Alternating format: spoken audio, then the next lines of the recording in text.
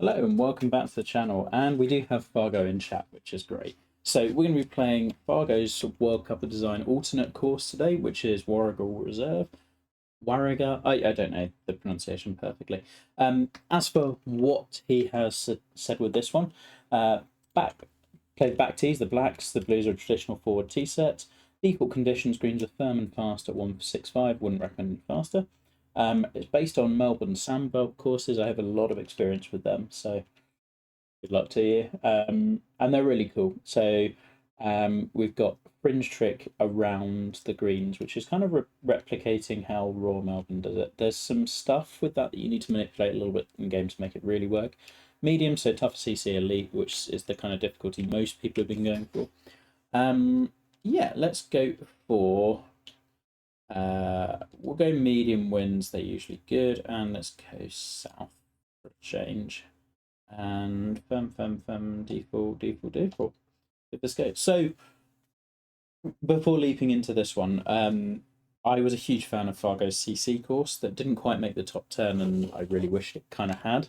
There's lots of really nice planting on it. That was, what was it called? Can't totally remember. But anyway, so this looks like a neat follow-up to it and kind of exploring the same kind of environment. Cormac's Bluff, that's the one. So we've got a sandbelt style course in terms of certainly the bunkering. I will say from the overheads that it looks like the scale has gotten away from you a little bit with some of the bunkers, but that's okay. And the shaping of them is good in places. They're really difficult. A little less good in others. But really cool. Like, you've done a lot of work here. Curious about a few things. But yeah, loads of good stuff. Hey, Worship. We are. Well, we got this one to play, and then we are, as ever, up to speed, which has been. It's nice to be able to be up to speed with playthroughs for a change. So we've got quite an extensive plot, and a big water feature, which is it Commonwealth that has the water on three of the holes? I want to say 16, 17, 18, I think. So that's a nice nod to that. Yeah, definitely some of the bunkering scale wise has gotten away from us, and just kind of how it's done as well. But we'll dig into all of this. Sandbelts are really, really tough to do, and like they are very much an advanced level course because not just because the technical stuff with the bunkers is really tricky, it is, and the planting is really detailed, it is. But there's a lot of subtlety to the whole designs, and it's not simple. And there's some stuff that will work and some stuff that will work less well. We've got a clubhouse which is made with the very red roof. It's done really nicely, actually. So yeah, give us a go. I'm looking forward to this. This is my favourite type of course. If I could play one course for the rest of my life, one style of course, it would 100% be Melbourne sandbar courses. So I think we're over here. Yeah, there we go. Straight away, I would have I understand it. But I would have tried to have broken up this. It looks very man-made, natural, like unnatural in how it's been planted. And yeah, I get it. I just don't think it's a great look straight off the left of your tee. It immediately takes me out of this really natural environment that you're trying to create. Dead into the sun with this look is hard. Bunker is definitely way too big. Yeah, and I think if you're going to go for this, you want to make the shapes a little bit tighter, and that's tough with splines. That's part of the technical stuff. That's really difficult. And yeah, the shaping is good in parts. So like these little fingers are really they're the easy and most obvious bit to spot with sandbelt courses that they kind of do this, and you've got the scallop shaped bunkers. What you really want to do is get down to eye level and work out how exactly Mackenzie did that on Royal Melbourne or Kingston Heath, because well, I say Mackenzie, Morecambe really. But you want to look about where the raises are coming, where the lows are coming, because it's not just one straight edge. Like there's lots of dips and like highs and lows, and it's where they do those that make it really interesting. I would have lost this one because it means that this bit of fairway is kind of unusable. And if we're ever wanting to generate an angle, be quite nice to have. As is, we're kind of just hitting down here and then over, which is no bad thing. There's loads of width out here, but there's also more bunkers here. Just the scaling on this hole it's all a bit too big, I would say. Nice look off the tee. I like that you're bringing in some of the autumn stuff. That's quite cool, and you get that at points too. I'm just going to hit a driver down here. I think some of the sculpting in this bit is a bit odd as well. Like if you look at the fairway, and then it's kind of dipping down into heavy rough, and then this is planted. I would expect this to be more raised. I have some concerns about the planting as well, and kind of how it plays. I am worried about lag with the amount of buried stuff you've got, but we'll see. Because if you look at it, there's lots of single. Basically, lag comes from two areas. It's either density of single planted objects, or it's like really big ones. And if we put the winds up, you might get a bit more of that. Love the green site. I think you could have probably hedged a little bit closer to some of the hazards with the fringe. And I do get what we're doing, and definitely makes the angle work from this side. Like hug the left as much as you can, avoid the mound. Yeah.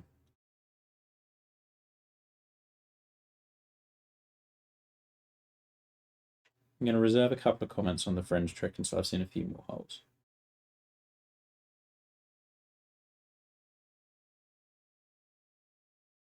Really solid opener though. Hold. There we go. Well, that's it. It's really got to be the absolute right application, and it also prohibits how you do bunkers in sandbelt because you can't cut directly into the greens, which is a shame. I much prefer this sort of planting on the left of the tee box to what we had on the first. I think that looks neater.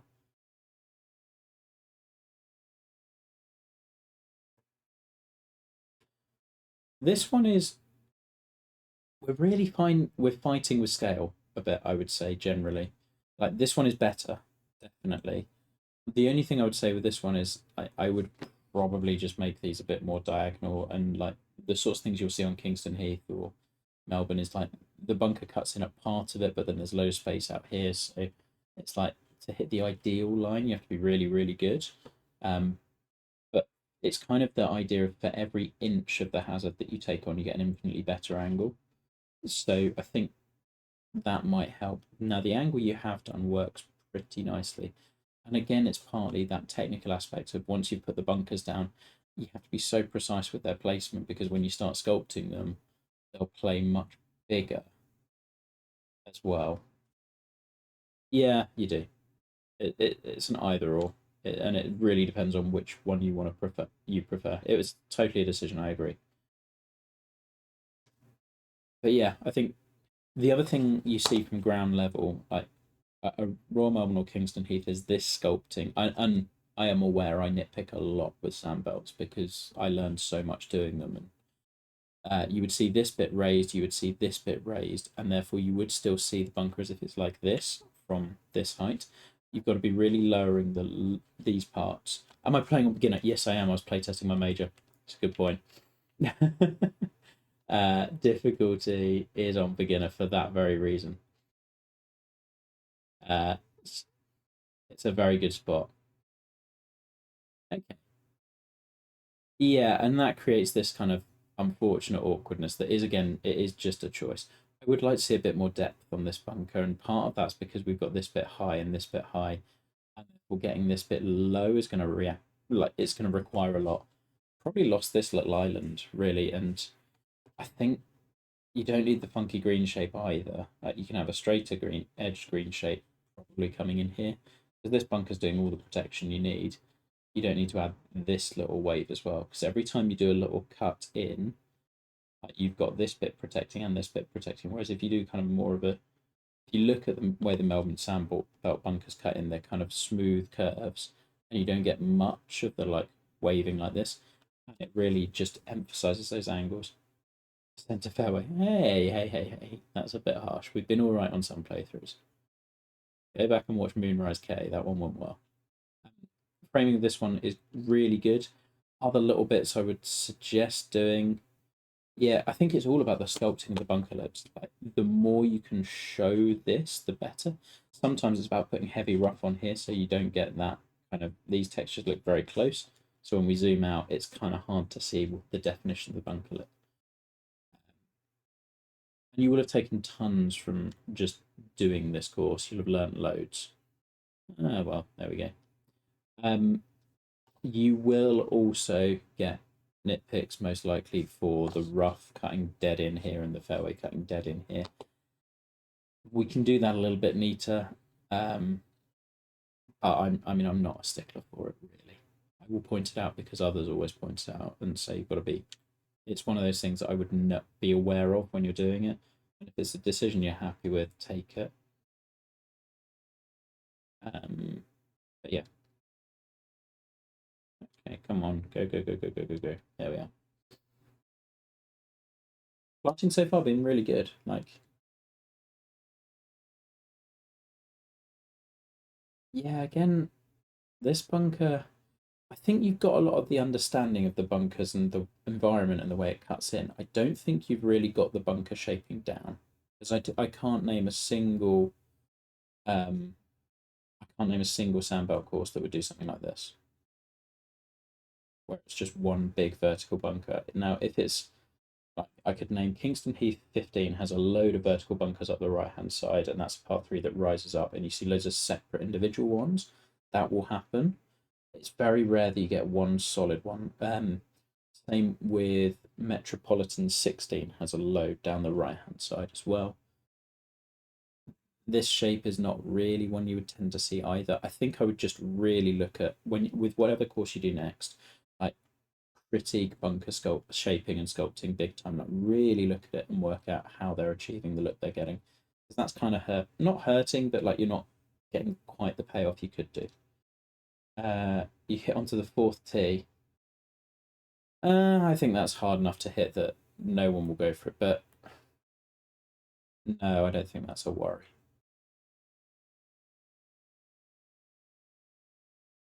Bunker again, really big. Like, I think you can just shrink a lot of the surfaces down and you'll get. I'm just going to hit a 3-wood somewhere up here and deal with the slightly elevated stance. I wonder how much you can come off this. Give it a go. Ah, no, we didn't get remotely high enough. I hit a partial. Should have gone for. With the low lighting as well, I think some of your trees are very high. You could deal with shrinking those a little bit too. And just shrinking everything. This is a huge green, and you will get big greens on sandbelt, but we've got to be looking at. Well, let's find out. Okay, so 25 to here, at least 25 in the other direction. We're looking at 50, probably 60, I think, yards long. That's really big. I would say a big green would be 40 yards long. And when you're not really having huge red slopes on there, I get that we do have some at the back, but it's not really. You could shrink this and shrink the bunker, and it would be a much more focused hole.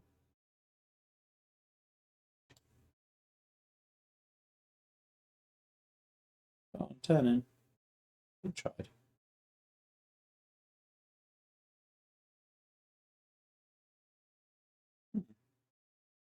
That's yeah.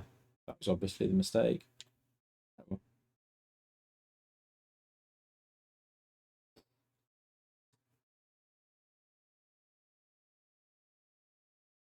Almost missed that one too.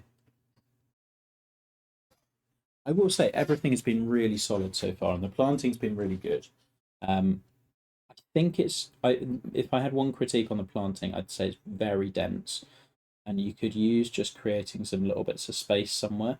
You don't have to have grass everywhere. You don't have to have bushes everywhere. And they kind of have more impact when you do a bit fewer of them. Um, the rough mound, I would have planted this or done something else. I don't know. Again, I don't know where this feature would ever come on this style of course. just like a dead rough hand is not the sort of thing that they do. I like this green a lot. I like the way that you can see the contours of the land with the fringe trick is always fun. Yeah, again, like, so there's some stuff here which is decisions, and there's some stuff where it's like decisions that I get, but I think you need to execute slightly differently. So like, if it's going right in here, why are we not having this bit being fringe? Why are we not having this bit being fringe? This one I'm okay with. Like these two, less so. Especially if you've done this bit. Like there's a consistency issue with these ones.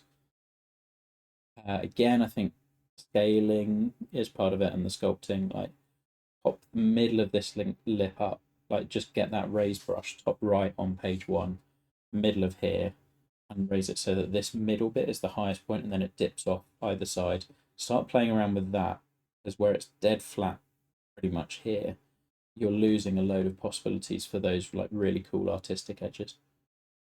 Anyway, it's fun wind and pin for this shot. I do think I really like the way that the hillside on the right cuts in a bit more negative space on the left, which works really nicely too. Horrible shot, get lucky. I think I aired enough short and left. But we're okay. Okay.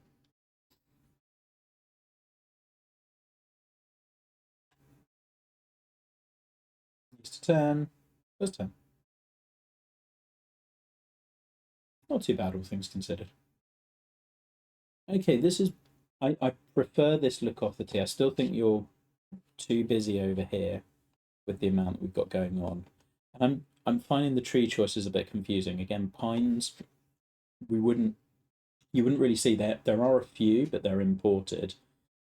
You typically see the kind of big oaks or like those really wavy, like sandbelt trees are often exposing loads of trunks. Hey, honey badger.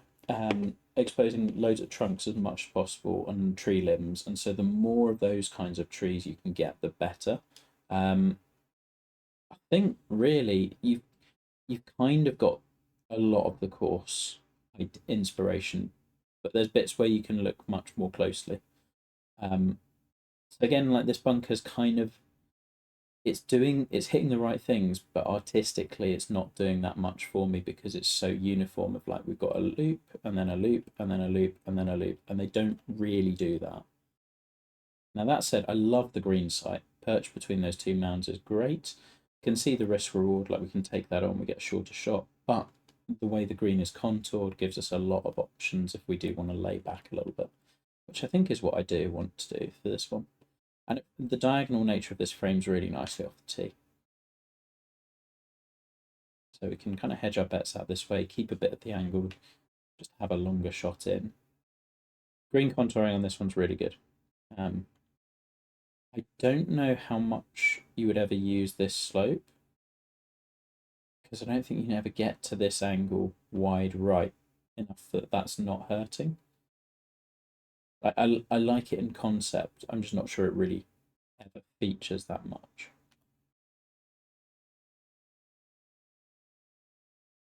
Like that sort of a slope is great if you're running a ball in. Love the look down to that green. Looks great. I still, yeah, I mean, I'm going to say the same comments. I think you've overplanted generally. Like, you can do less and you will accomplish more with less. And I think the bunker sculpting and shaping and the widths generally those are going to be my main takeaways, I can tell you, after 5 holes. But everything else I'm really enjoying. Okay. I think with these two, all I'd have done would have been to make them a bit more diagonal, like because over here is kind of a it's not happening tee shot. I guess we can hit 5 wood and we're probably fine. I don't think you need to penalise 5 wood quite this much, especially when it's drivable, sort of.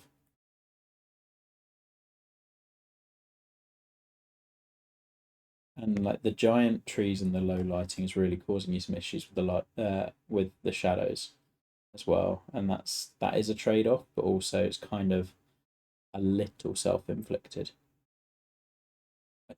You could have used some fairway just about here. Would have been quite nice. just for cleanliness of the mowing lines, for lack of a better term. I think 5 wood's the play, actually. Pop it down here because it's a relatively forgiving pin. I think this is the sort of course I'll enjoy more with multiple pin sets as well, because it looks like they do slightly different things. So we've got slopes we can bank it off as well, which is always nice.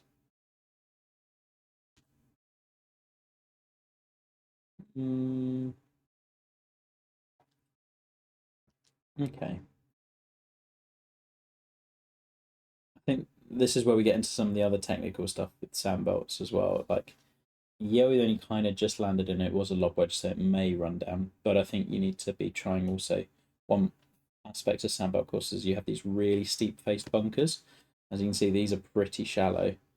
And that's kind of that's coming down to the sculpting as well. If you raise this bit up, this lip, really lower hard in the middle, you want kind of that first brush on page 1 or even the really sharp circle. And that will leave you not having that sort of an effect where it just kind of trickles into a bunker and stays there. But again, that's also partly like the fringe trick as well, which was, as we said, was a decision. Hey, 7. Okay, load of width out here. Ideas and concepts are great. You can pick up loads from Google Earth, and the Sandbelt course websites are generally pretty good for sharing the whole ideas. The biggest thing you have to nail in it, and I say this having done like 4 of them, and I don't think three Sandbelt courses, and I don't think I nailed it until the third one. Is like the bunkers and the sculpting of them and the sizing of them, and like you just don't get that right first time or even second time. It takes so much effort, but you got to really scrutinize it. I'm not sure that we need this, particularly on such a long hole. Like, if you are going for these sorts of Peninsula Kingswood greens where it really cuts in, you need to not be doing the fringe trick because you can't ever put a pin here, and it looks a little clunky. As does this, as does this, as does this, and like, yes, it is kind of a decision, but it's also kind of a look off the tee here is really good. I like the way the water is coming in nicely. Yeah, West Yarra was the third. That's the one where I feel like I finally got the bunkers right. I got to the end of South Yarra and felt I wanted to redo most of them. And they hold up okay. Like, they're pretty good, but they could be better. And then Ouazzazate, they were better still than South Yarra, but not quite nailed. It's also just like understanding placement and size. Yes, correct. Spining, you can do shapes as well, but it gets really awkward.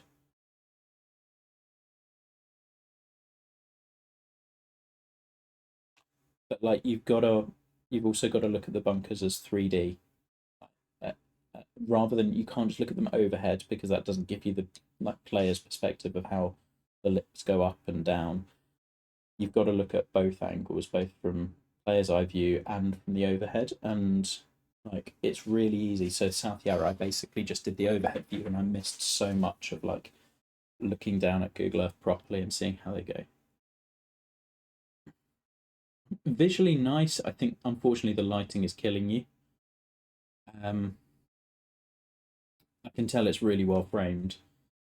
Yeah, this is the perils of like this sort of low lighting is gonna. Or I think your lighting generally, I would raise it higher.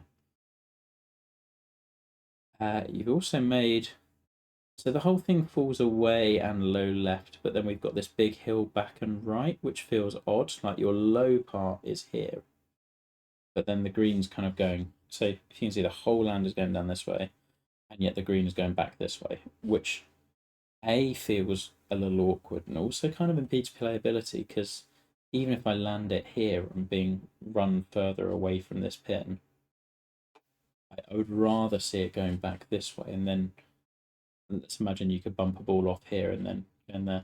This hole's the reason for the lighting. Okay. It would have. I mean, this hole would have looked phenomenal in the previous game. Unfortunately, in this game, we've got to be really careful with the lighting. Because what's happening, the shadows on any sculpting you do will look great. But any objects you put down, like all of the trees, you can see they're going super shiny apart from the ones that the light is coming onto and we're looking at this way. So like all of this side of the image looks great. This side is pretty tough. Now, bearing in mind the type of course you're going for a sandbelt where you are going to have a lot of trees and you are going to have a lot of sunken planting. Like that would be me going, well, I kind of got to go cloudy. The game has forced me into that because otherwise you're going to get this. And when you do get it a little bit, you get loads of it. You can get away with this sort of lighting on very grassy courses. But on a course which has lots of sunken trees and bushes, unfortunately, the game is not doing those well at all at the moment. We have been told it will be fixed. Yeah, the clouds would help it. It will be fixed for the next game, but it's not going to be this one. But yeah, you can see, like, even then, I've landed it as short as I possibly. That's a cool replay angle. See, it looks awesome from there when you turn the camera. I'm not saying I don't like it. But what I'm saying is the lighting is killing you. Because, like, you get all of the sun and the glare, and it just ruins what this should look like. And like, I'm not saying I dislike it. I really like the framing and the step down nature of it and where you've planted. But it's how the lighting, like, change it to cloudy when you've got the file and have a little look, and you'll see a huge difference with how those objects react. And it's just one of those things. Like, you can see the difference between those trees in the sun and then the ones that we look at away from them. So, like, if you look at the trees now, night and day, like, they look really, really good. Okay.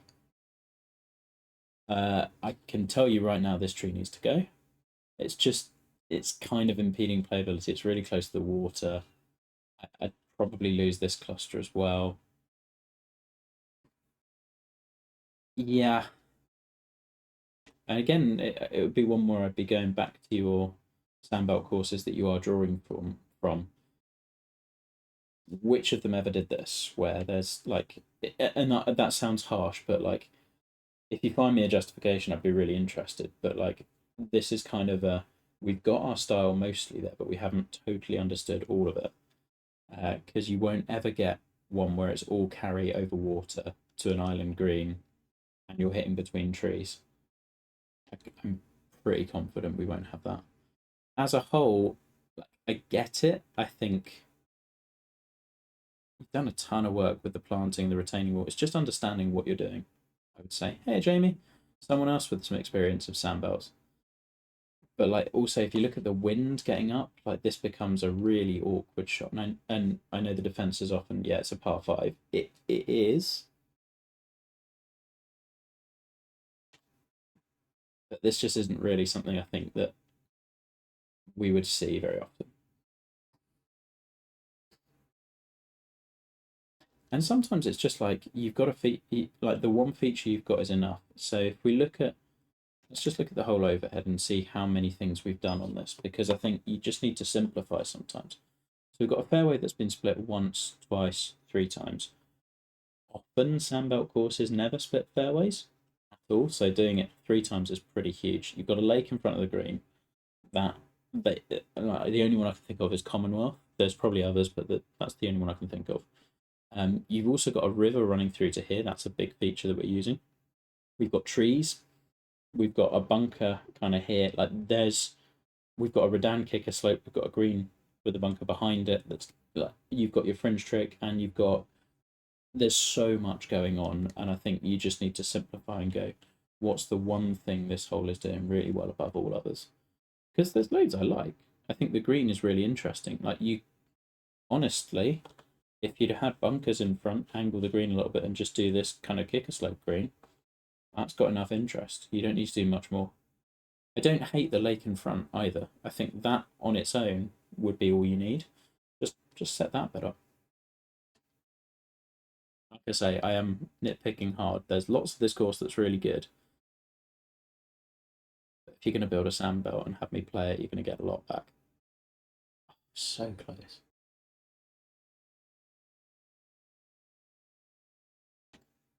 I do like that you've gone with lots of big slopes on the green as well. I think that mirrors it really nicely.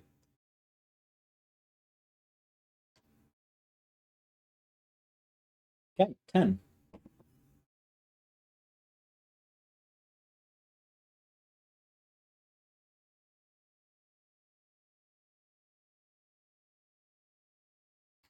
Love the green site. Again, like little kicker slopes, really nice as a way to funnel a ball in. And just the amount of space you've got around here is really good. Now, what I will, if we look at the space you've got around the green, that's really nice. Like it's really clear where the golf hole is, where you've got your big bunker that I would kind of. No, no, no. I mean, I'd still be giving the same critiques. Like it doesn't necessarily need to be like this is the style you're going for. Like all of this is based on sound principles. You've got to get scaling right. You've got to get shaping right. Um, Don't be like Matty. you don't want to overplant. You don't want to get your sizes wrong. Like all of this would be critiques you get whatever the course is. It just so happens that this type of course has some specificities that I'm good with. Now off the tee, I like that we've gone closed, and then it kind of opens out. That's always a really good look to do, and you pulled it off really nicely. Where you could lose some planting is down here. Like this is just a bit too busy, and again you've got your water just down there. I would love to see that a little bit more and less of the bushes, because you've done the bushes everywhere else. Like we've seen them everywhere. When you've got a water feature, show that off. If this is the one of the few times we're coming to this, let's see that. Additionally, trees in the line of play, lose them. You won't see sandbelt courses, which are all about width and angles. You won't really see them have trees in places like here, because imagine how much better this hole would look without them. We'd see all the way through to the flag, which is trying its best. It's just there. You see the gentle dog leg, and yeah, I get they're serving a purpose and kind of protecting this corner, but you've projected it enough anyway. Oh, I'm glad you're enjoying it. It's a lot of fun to play. We're going to hit a little bit of a draw around this side. And like because of the width, I feel like I can hit shots like that, and like yeah, I'm enjoying it.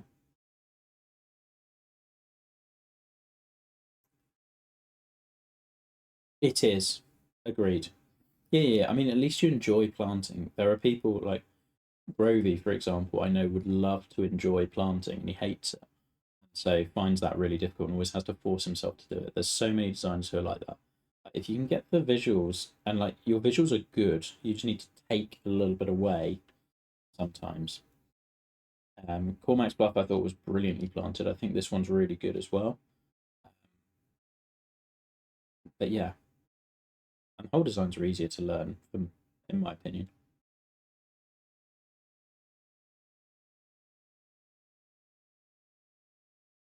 One thing I think you have overdone hole design wise is a little bit is this kind of inside slope that kicks you beyond. Here, what you could have done would have been to have the bunker, if we'd sat the bunker down a little bit more. The bunker's not, we're going to do a C hazard hit into hazard here, but the bunker's not really that in play. Because in order to get to the first pin beyond the bunker, I have to hit 165, and the bunker is at 143. Like I've got to miss hit by 20 yards to end up even close to the bunker. So I think just bringing those a bit closer would happen partly if you just reduced the amount of fringe and like the amount of times you're doing that same sloping thing. Because it's a really good deterrent. Hit to this side of the fairway, you get a better angle. Yeah, I mean, I've been there. My first contest course was on PS4, and it's horrible, and it teaches you a lot of patience. Yeah, Jamie's course is pre-PC, less well planted than the current ones.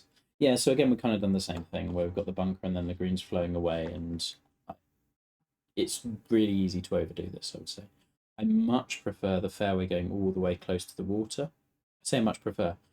What I think I prefer is that you haven't planted all the way along the waterline, and if you have, it's gone patchy a little bit in spots. Like it's such a cleaner look, and I would say this is the best site we've had on the course because you've cleared out some of the clutter, and I can really just focus on the golf hole. And like this is all it needs to be. I say all. There's a ton of planting here still, but this is beautifully framed, and it's a really good golf hole because like you kind of one thing you could have done maybe would have been just to extend this little diagonal line even further, rather than kind of caping out. Like just keep it going purely diagonally, and then you've got the perfect green complex. Just like invite me to hit really close to the water's edge and run through. As it is, it still kind of is doing that, but could do it even more. We're gonna hit a nervy fast back into the middle. Again, would love the sculpting on this bunker just to be doing a bit more. It's just this level, like from above, it's fine. From this level, get it doing different things with the heights. Like if you look at a good example for you, the sixth at Royal Melbourne, the greenside bunker on the left, like you've got a really high peak. It's kind of doing something similar to this one. Really high peak here where it enters the green, and it's something like 10 feet down to the bottom. But because of the scale of it, you wouldn't really know. There's loads of those. Green contouring is great here. There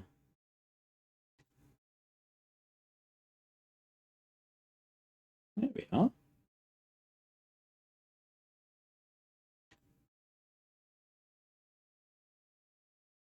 Yeah, and then I look back over the other side and like compare this fairway with what we just saw on the other side, and the other side is just full of all these different bushes and colours. And I know that's taken loads of time, and therefore it's hard to hear critiques of. But like, you can see lots of single different items. I think the more you can try and make those blend together by using slightly bigger ones, tying them together more, and just sometimes just going, look, there's water here, just see the water and keep it super simple. That'll make a big difference. Hey, Seb. Okay. Yeah, I remember I saw this one on the start.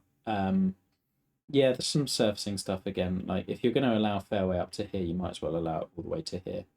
Either none of this finger is fairway or all of it is. Same here.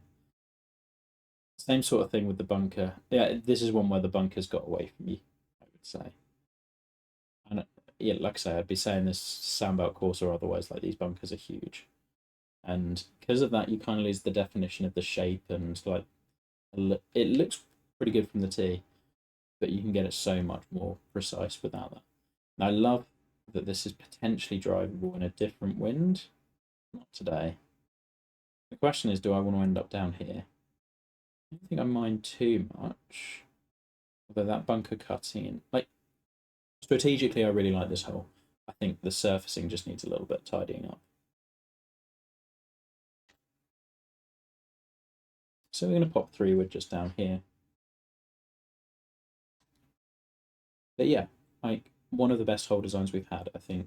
Well, two of them have been 11 and 12. 11's been the standout in the course so far for me. Like that par 4 can go head to head with most of them in the contest. But that bunker sculpting aside, that's the only nitpick I have on that hole.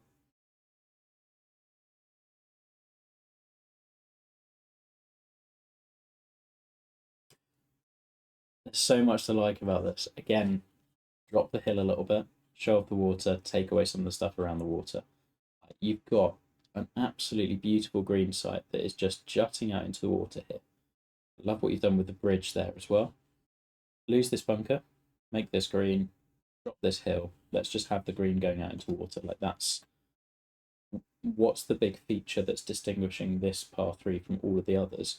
Not the bunkers, it's not the planted hill in the background, it's the water. Use that, show that as much as you can do. And actually, if you lost this hill, this one would be great and this would tie in really nicely. But the combination of this and this means this right hand side is just a little bit too, for lack of a better word, just busy, I guess. And then this side's blocking off really nicely. So I think once you've blocked off one side, try and that's all you need. Honestly, it's all you need. Lower this, lose this bunker, just show water in the background, and that's it. And then you've got your sight lines. You've done all the hard work perfectly on the left hand side. I would have lost the red bits, but yeah, there'll be other people who like that. It's not the worst hole in the course. Because actually, it's doing. Okay, I might have made it a little bit shorter as well. 8 times the front pin, a little less maybe. No, there really isn't. And like sometimes you will get this with contests. Like someone will say something, and it's like, oh, that's it. And it's like that one thing. We all get that. I still get that with courses I'm working on where it's just like I can't see that one thing that it is. And when it's a non-contest course, I can just ask Matty or Jizer or Petty, what would you do? What am I getting wrong? And they'll mention it. Contest course, much harder. Can't ask anyone. Ah, it's missing. No, I disagree. I like the smaller green on this one. I would just be wary of your green slopes a little bit. We've often gone front to back, particularly with the par threes, because we did that on 8. I think you did that on the other one. I don't think you did. But 8 and 13, I'd only do it on one. And agree with Seb, like, you've got to be super critical, like, in a good way. Like, remember the good stuff you do as well. Oh, yeah, and like also getting used to seeing, because you've been staring at a hole for so long, you're used to it looking like that, and you're not really critiquing whether that is right. Now, little things, this is going to seem a really strange part to point out that I love. This planting down here is perfectly done. It's at exactly the right height. There's the right, like those little colours peeking through, the way it's cutting in just looks really natural under those tree trunks. Works beautifully. And again, if you've got that, don't be afraid to clear out some of this. Like, or just have grasses in places. We don't need the bushes all the way up, even though that's taken a ton of time. I don't totally love the split fairway, but yeah, I think with things like this, you have to be so careful because if I have the driver, I just get all of the advantage by bombing over, particularly with this wind. Like, I would never go this way. You're kind of forced into it. If you're going to do this sort of a hole, I'd want some sort of choice based on where the pin is, because then I'm choosing to either go here or here, and it doesn't just become I've got the club or I don't have the club. I'm screwed. And I do have the club and I get all the advantage. Oh, I've got a little lag there potentially. But actually, it's been generally fine so far. Because, yeah, if you don't have the club and you go the other way, look at what you've got to this pin. You're coming in over this side, turning it around a tree from about 200 yards, up 20 feet. That's pretty challenging. Ah, that one was me. That's not lag related.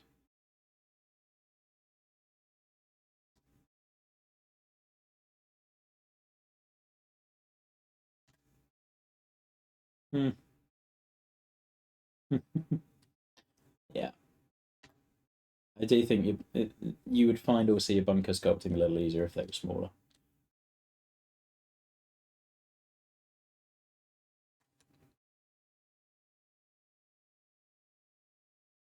Okay, it's not lag. No, no, no, no. I said it's not lag. It's not lag, man. Uh, Probably lose these trees or the hill or something. I don't know. There's lots of this I like. I like that this hole is peeking out. I'm just not sure. One sec. We're going to leap into camera mode. We've not played that one in a while. Okay, so we're entrance road. We're back at the clubhouse? No. No, clubhouse is over there. Okay, so it's just a road that kind of bisects the property a little bit. Oh, I see. Oh, it's a lighting thing. I think your problem's been the lighting then. Yeah, your lighting problem is the problem because look how long these shadows are. Like if your inclination is this low, that's going to cause all sorts of issues. Raise your lighting, life gets a lot easier. So I think I really like this hole. I just can't. Uh, right, gotcha. I think this is one of the strongest holes on the course, though. I love the green side. Like this is really good, and it's also really good because you've been quite restrained with what you've done around it. Like this being just a dip, I think is really nice. I'd have probably brought in your heavy rough a little bit more. Same with here. I like the bunker where you've got it. Yeah, this is it's a lovely par 5 location. And just the green sits really lightly on the land as well, which is not easy to do.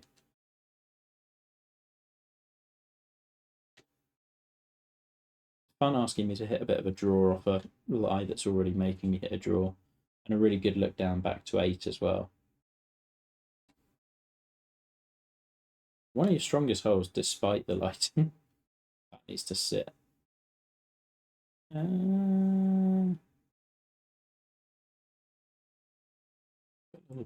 little pacey on that.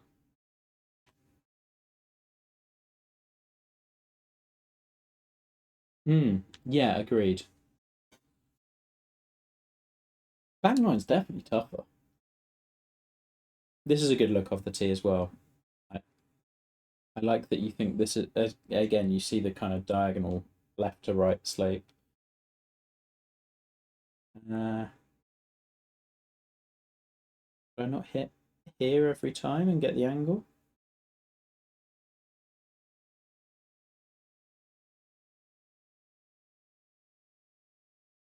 Yeah, the actual tee shot's a little off. It's like you're just going to hit down here unchallenged every single time. And you get an angle straight down at the pin rather than coming over that bunker. I don't know. I think you defended the side you didn't really need to defend.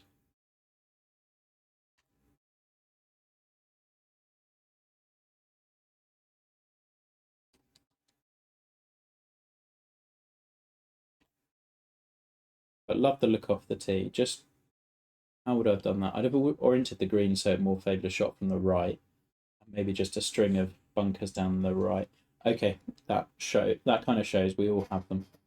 Another up. We've had a lot of these very uphill par threes. I like that this feels very similar to one of the par threes at Cormax, but it's mercifully a lot shorter. Um, and this bunker, you can see how you're starting to get the sculpting. Like I think where the sandbelt bunkers really come into their own are those like little visual illusions that Mackenzie with his camouflage background would have picked up on, where it kind of looks like two bunkers and then you don't really get the depth perception, and sometimes this lip is actually much further on, sometimes it's really close, things like that. uh, okay.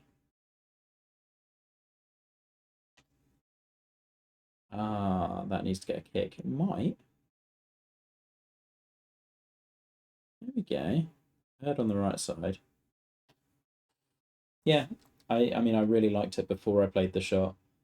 I think that slope works a lot better than it looks as well, which is nice because it doesn't look like it's that much of a kicker slope.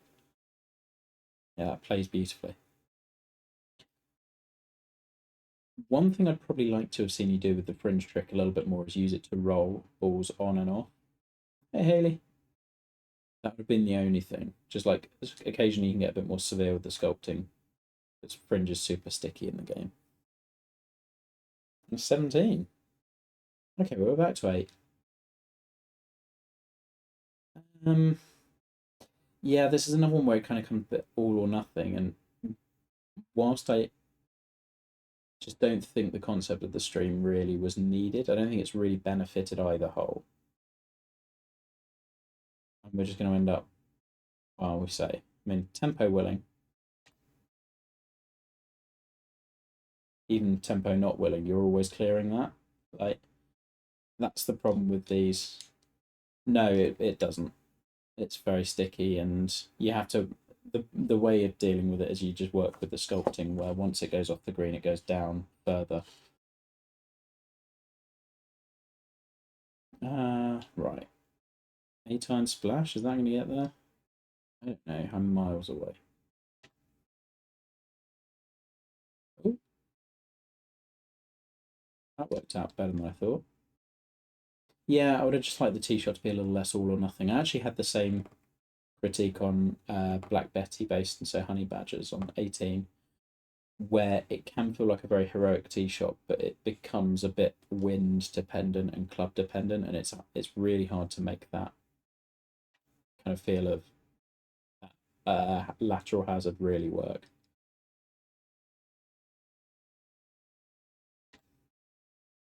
There we go. Well, we finished at -8. It should have been better, but we'll take it. Picked up a little bit on the last few coming down. I really enjoyed it. Yes, I've got a lot of comments on what could be tweaked, but partly this sort of course really speaks to me. Or there's going to be lots I see, and also I've got a lot of experience with them. But for the most part, I think the first few holes, particularly 1 and 2, I felt you were kind of struggling with the scaling. That generally got better as it went on. Like you found your feet a little bit more. I don't know if 1 was the first hole you built. It could have been, but that was the one that felt the most off. And then 16 was another where it was just that left hand side was a bit wide. I things I really liked. I thought the greens are really good for the most part. Apart from 3, I think was a bit big. Other than that, generally really good greens. And occasionally there was that 1 on 8 that kind of fought the land and how it rolled out a little bit. Um, Other than that, there's some really interesting holes there. 15 is a great green site. Love that. 11 is one of, was it 11 or 12? 11 is probably one of my favourite holes in the contest so far. I really like that par 4. Then what else? But then there's a couple where I think you can just simplify. So like 9 is a great example. You've got, and the same with 13, that par 3. Like if you've got the water, let's just make the absolute most of that, and don't worry about chucking too much. Just focus in on what your one key feature is, how you're showcasing that. Because you do that with the routing, like you work up to those. Then when you get there, it's just like let that thing be the hero of the golf hole and the thing that it's really highlighting. I mean, it's a really, really solid course. That's going to be right up there amongst the alternates. At the moment, we need 2, possibly 3. Um, so we'll see what comes out and who else publishes. But I think that's got a very strong likelihood of making the field and will compete well when it's in there. I think the alternates generally this contest have blown me away with what I was expecting. Like usually we kind of expect, oh yeah, you didn't make it into the field, therefore just make a course and carry on. And it's not been like that at all, which speaks to like with our little design community, the floor of like where the designs are is so much higher than it was a year ago, to way beyond 2 years ago.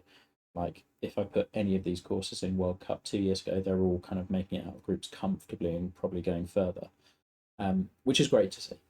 So anyway, that's Warrigal Reserve. Really enjoyed it. Yeah, a few things with scaling and lighting in particular that I think dictated a lot of how you designed it, and just some sizing and research of like the type of course you're going for, and like go to the fine details of like how do they do bunkers, what are the sizes, things like that, where are they placed, how do they look from ground level. But yeah, loads to enjoy. Right, we're going to cut the stream and then I'm going to be back with a little preview of a panda course that he's sent me for some thoughts. So I'm going to be back in a little minute. See you soon.